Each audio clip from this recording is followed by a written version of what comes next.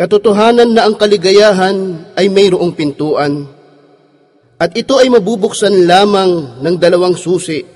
Ang unang susi ay ang tumingin sa iyong itaas, sa kalangitan, at anumang mayroong dito, ang mga bituin, araw at buwan, at tumingin sa iyong paligid, mga karagatan, kabundukan, mga ilog, mga hayop, mga ibon, at mga isda. Hindi ba mayroong batas na sa mga ito ay nangangasiwa? Ang mag-isip sa iyong sarili at kaayusan sa iyong katawan kung papaanong nagtutulungan para sa iyong kalusugan. Sino ang naglikha sa mga dakilang nilikha na ito? At sino ang nangangalaga sa atin sa lugar na ito? Mayroon na bang umangkin na siya ang naglikha ng mga ito?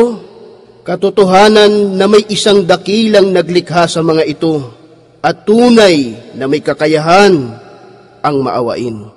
Katotohanan na ang unang susi ay nasa iyong kamay kung ikaw ay mapapanatag lamang sa tunay na Diyos at sa Kanya ay sasamba.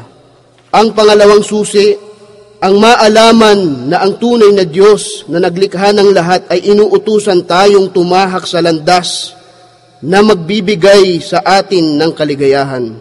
Katotohanan na ito ay landas ng Islam, na kung sino man ang tatahak dito ay magtataglay ng tunay na kaligayahan sa buhay at ganap na kapayapaan pagkaraan ng kamatayan.